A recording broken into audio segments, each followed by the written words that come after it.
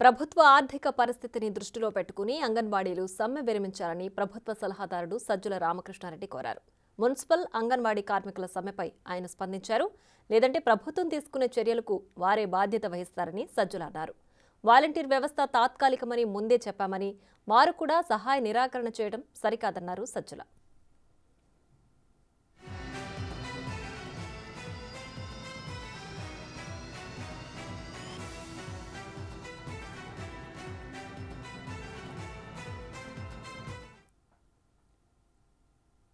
ప్రత్యామ్నాయ ఏర్పాట్లు అన్నప్పుడు ప్రత్యామ్నాయ ఏర్పాట్లు జరుగుతూ వస్తుంటాయి. అవి జరిగినప్పుడు ఏ రూపంలో జరుగుతాయని అన్నిటికీ అది వాళ్లకు తెలుసు, మిగిలిన వాళ్ళకు తెలుసు ఏ రకంగా ఉంటుంది. ఏదైతే ఎంతకాలం అయితే దాన్ని చూస్తూ వచ్చామో అయిన తర్వాత నెక్స్ట్ స్టెప్ పోక తప్పదు. ఏం చెప్పినా ఏదో హెచ్చరికలాగానే భయపెట్టినట్టు బెదరగొట్టినట్టు ఉంటుంది. కాబట్టి నేను దాని జోలికి మాటల జోలికి పోను. ఒక్కసారి అది నడవడం ఆగకూడదు.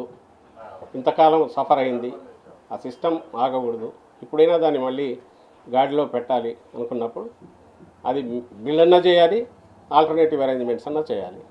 వాళ్ళని చేయమంటున్నాం, చేయనప్పుడు ఆల్టర్నేటివ్ అరేంజ్మెంట్స్ చేస్తున్నప్పుడు అది ఖచ్చితంగా that will lead to heart burn. కొంచెం ఇబ్బంది అవుతుంది, అందరికీ ఇది అవుతుంది.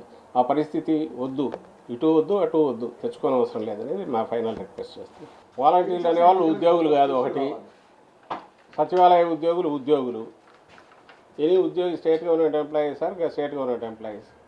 వాళ్ళు వచ్చేసి దాని గురించి వీళ్ళ తలకాయలో ఏదో ఉంది, దాన్ని పెట్టేసి అది ఈసీకో లేక రాజ్యాంగానికో వాళ్ళు ఆపాదించో వాళ్ళు ఏదో స్టేట్మెంట్లు ఇస్తే దానివల్ల ఏం ఉపయోగం ఉంది. వాలంటీర్లు ఉద్యోగులు అయితే కదా.